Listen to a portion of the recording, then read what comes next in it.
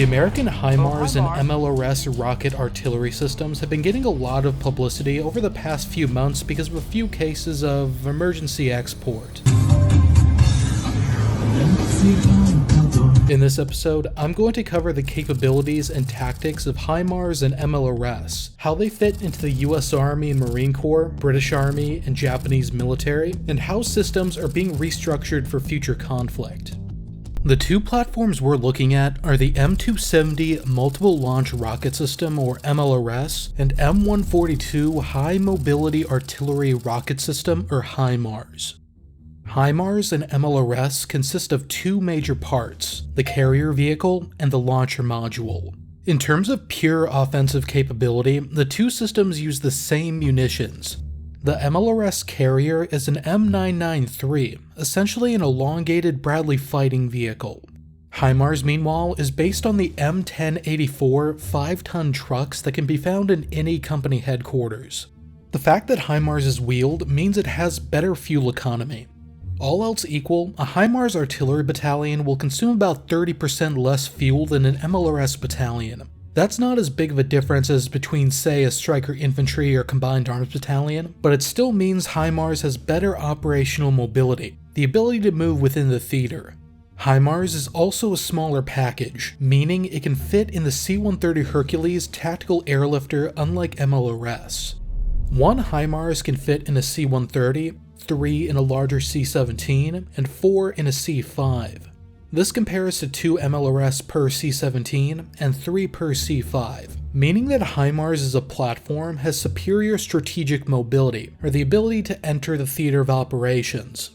Both C-130 and C-17 can operate from austere runways 1,000 meters long, but being able to deploy from the Air Force's several hundred tactical airlifters means less strain on the strategic airlift fleet during large-scale conflict.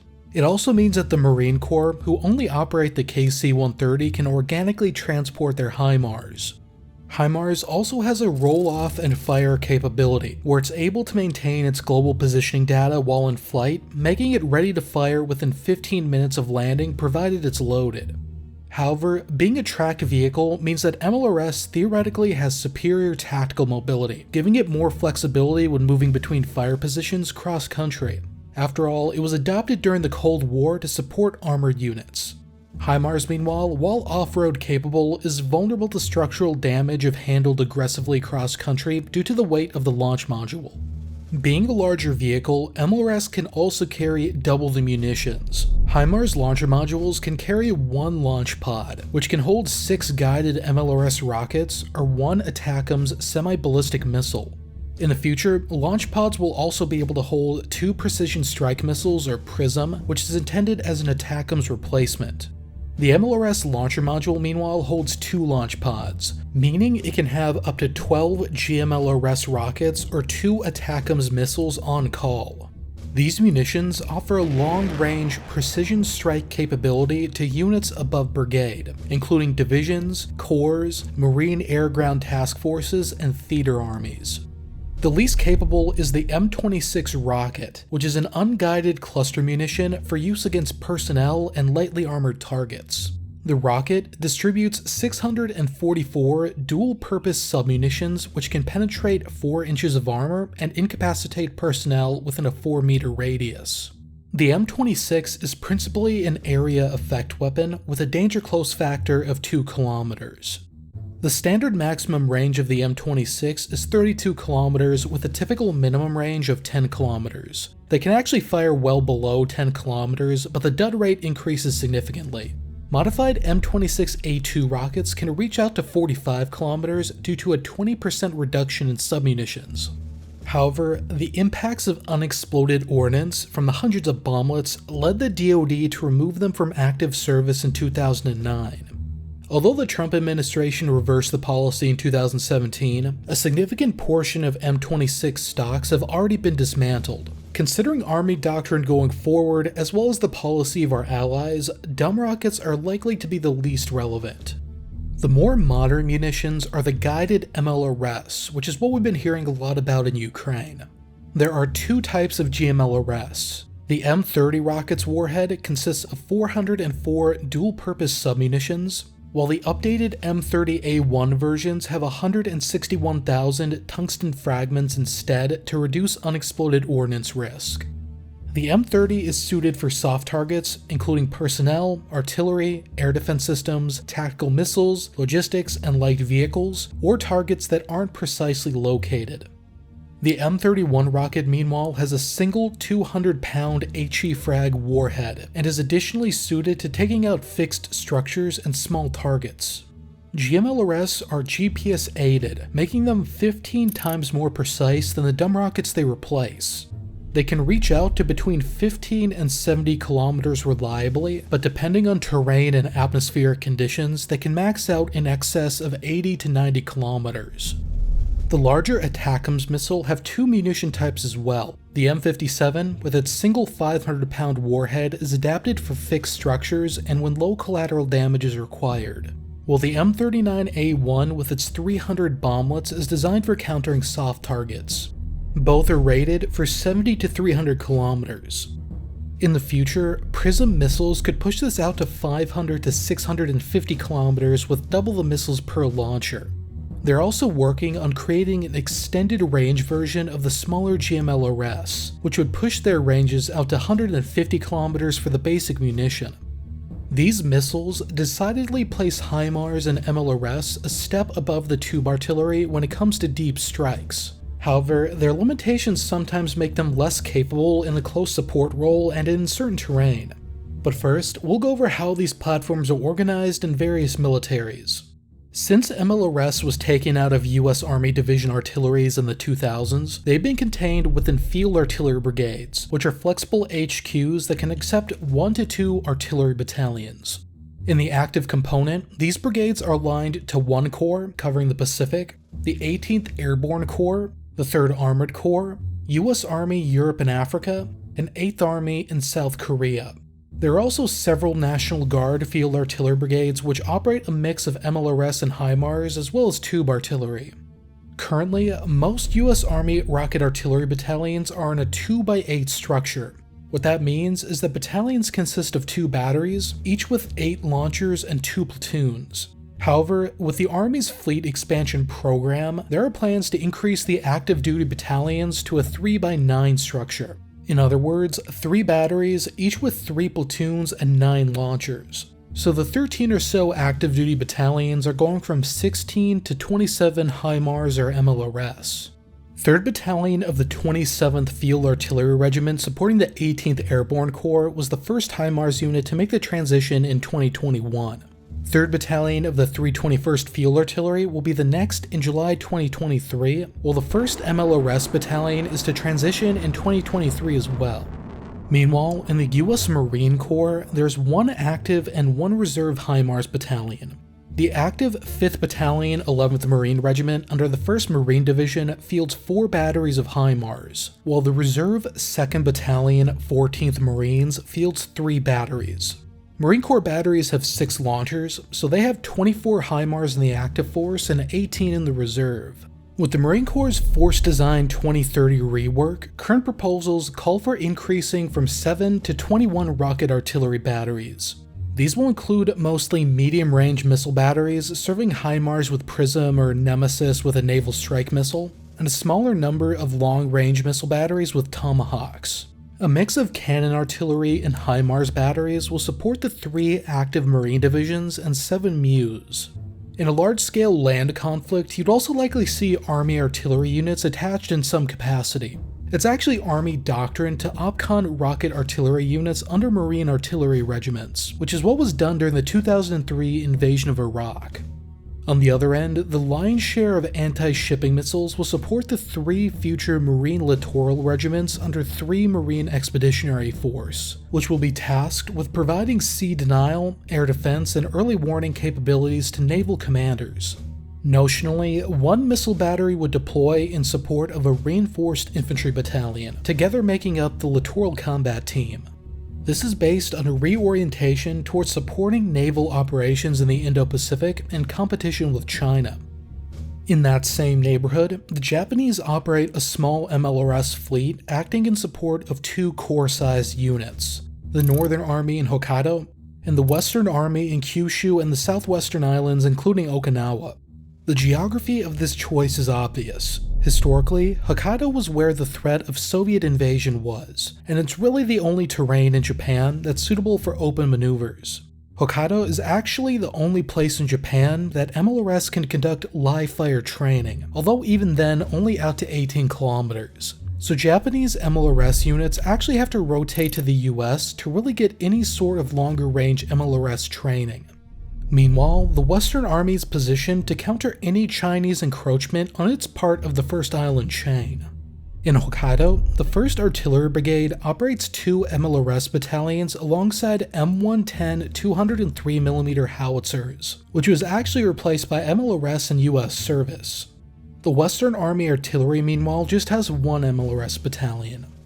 Battalions have 3 firing batteries, although I haven't found a good source on how many pieces there are per battery. However, Japan has a total of 99 MLRS, and they procured them in 9-piece and 3-piece sets, which could suggest 9 launchers per battery. Meanwhile, over in Britain, they operate 41 MLRS as of mid-2022, having donated 6 to Ukraine while being backfilled by 3 outdated Norwegian MLRS. Norwegian systems, though, are not capable of firing the GPS-guided munitions and have to be upgraded. These are contained within the active 26th Regiment Royal Artillery and the reserve 101 Northumbrian Regiment in the 1st Artillery Brigade, which notionally provides divisional fire support to the 3rd Division. MLRS serves alongside Exactor 2, which is a towed, electro-optically guided missile suited to striking mobile targets out to 30 kilometers, complementing the MLRS's fixed target capability. 26th Regiment currently operates 3 batteries of MLRS with 9 launchers each, as well as 1 battery of Exactors with 8 launchers. The only munition that the British use on the MLRS is the GMLRS with a unitary warhead, so a reach of about 80 kilometers and no cluster munitions. However, they expect to field the extended range GMLRS by 2025, and will be on board with the Precision Strike missile. There are plans for reorganization by 2025 under the Future Soldier program. As we covered in our dedicated video on the topic, the 1st Artillery Brigade will be merged with the 1st Armored Infantry Brigade to form the new 1st Deep Recce Strike Brigade Combat Team. This formation will combine the reconnaissance and surveillance capabilities of Armored Cavalry and a Target Acquisition Regiment with the deep fire capabilities of the MLRS. Although this will be part of Britain's warfighting division, I speculate that this will really be positioning them to provide a deep strike capability to a NATO corps, since a strike range of 500 kilometers is far beyond the immediate needs of the 3rd Division's 2 armored brigades. Among other things, this brigade will have the current 26 and 101 regiments, while 3rd Regiment Royal Horse Artillery will be re-rolled from the L118 light guns to MLRS. It'll have 2 MLRS batteries, their C and D battery. 26th Regiment will be reduced to a 2 MLRS battery regiment as well, while 101 Regiment will provide a battery to each active regiment when on deployment. Unless the British announce any new MLRS procurement in the future, these batteries will likely be reduced from 9 to 6 launchers. In the Ukrainian context, HIMARS and MLRS have been significant force multipliers. Initially, Ukraine received 4 HIMARS, later upgraded to 16, plus 6 MLRS from the UK and 3 from Germany. This hasn't led to massive Ukrainian territorial gains because they still have a steep inferiority in terms of close support artillery, but deep strikes, particularly against ammunition depots, have likely closed the gap significantly. I don't have information on what units are controlling HIMARS for obvious reasons, but if I had to guess, I'd say they're probably supporting the needs of the operational command at the lowest, which is tactically roughly equivalent to a corps. The Ukrainians don't have divisions. It's not a replacement for that close support artillery, and HIMARS probably isn't a big casualty producer for the Ukrainians, but it adds a different dimension to their approach that makes the most out of their relatively weaker position. Now that I've talked your ear off on where MLRS are employed, now on to how they're employed. Normally when serving the GMLRS rockets, the launchers are well adapted to support maneuver divisions, while ATACMS is normally employed in support of the Corps, Theater Army, or Joint Force. In the future, with the advent of PRISM, it'll have an even larger role to play in supporting theater army fires as part of multi-domain task forces. However, despite being fairly high-level weapons, HIMARS and MLRS are intended to be employed as close to the front lines as possible to maximize their range, taking advantage of their mobility to shoot and scoot. This could mean operating in the rear area of first echelon brigades, or even ahead of the brigades in the support area of a core-level recon unit like an armored cavalry regiment. This has the benefit of allowing MLRS to hit as deep in the enemy's rear as possible. They can also be integrated in real time with friendly sensors such as radars and aircraft to maximize the targeting range to match their munition. This is actually a capability that the US Marines are testing with HIMARS and linking it with the F-35. However, deploying forward does make them more vulnerable to enemy ground attack and counter battery, but this can be mitigated by its fire off-axis feature to make the missiles harder to pinpoint, coupled with rapid scooting. However, off-axis firing does come with the trade-off of reducing firing range. The opposite is true though for counterinsurgency operations, where an MLRS unit is at greater threat of being ambushed or IED'd while moving than they are of counterfire or ground assault. So MLRS during stability operations are more static in nature, firing out of hardened positions. Traditionally, MLRS are not the most reactive artillery, meaning close support against targets of opportunity is still typically the domain of howitzer artillery. The typical mission cycle for an MLRS unit, which includes receiving a fire mission, firing, moving, and reloading, could be up to 30 minutes. Although a launcher that is occupying a firing point loaded and ready to fire could respond within 2 minutes, or 3 to 6 minutes if they're in a hiding area, this increases if the launcher is moving away from a firing point or unloaded. Further, MLRS can only fire one type of munition per fire mission, so one M270 couldn't fire a salvo of GMLRS and then immediately fire off an ATACMS. Additionally, MLRS do not have smoke or illumination, limiting direct support options. But the precision of GPS-guided munitions mean they can be used for targets extremely close to friendly troops, within 200 meters, although actual minimum figures are classified. Another limitation is ammo supply, largely because of their bulk and reloading process. In the US Army, each battery has 4 HEMID trucks and trailers for carrying ammo, which combined can carry up to 32 launch pods, or 4 reloads for each HIMARS and 2 reloads for each MLRS in the battery. Each battalion also has an ammo carrying capability in the attached forward support company, which amounts to 8 trucks and 8 trailers, theoretically able to carry 64 launch pods, which amounts to 4 reloads per HIMARS or 2 per MLRS in the battalion. The thirsty ammunition requirements for the MLRS means that platoons can only operate independent of their parent battalion for limited periods. It also means that MLRS units are less capable of consistent sustained fire than cannon units. Ammo limitations are perhaps even more strenuous for the Marine Corps during amphibious operations, since the significant space needed for HIMARS munitions takes up space on a San Antonio class that could be used for something else. Sling-loaded delivery of launch pods by helicopter also risks damage of the pods. During combat, launchers are also vulnerable during the reloading process, which takes up to 5 to 10 minutes. At least 2 reload points should be designated for each MLRS platoon, located at least 800 meters from a firing point in an easily accessible but well-concealed area. It's here the munitions are loaded from the trucks onto the platforms. And lastly, notes on terrain. There are a few specific considerations for HIMARS and MLRS. For example, jungle is not considered to be a great application for them because mobility is severely restricted and thick canopy reduces the effectiveness of the cluster munitions. The light 105mm guns are doctrinally preferred. Urban terrain also has specific considerations. Because MLRS don't launch vertically, they have a relatively shallow launch trajectory, which means buildings are dangerous. Additionally, when firing into an urban environment, if the target is behind a tall building, it may be necessary to detonate the missile in the air to allow bomblets to overshoot. However, this obviously increases the fall pattern of the bomblets, drastically increasing the risk of collateral damage and reduced accuracy. A combination of both limitations could be experienced in mountainous terrain as well, with narrow mountain roads restricting mobility and the mountains creating problems with elevation. I just want to thank our patrons for keeping Battle Order going. Consider joining them at the link in the description. And if you enjoyed this video, check out our recent on US Army fuel logistics, where we explain the complete fuel supply process from purchasing to fueling up a tank. We'll see you over there.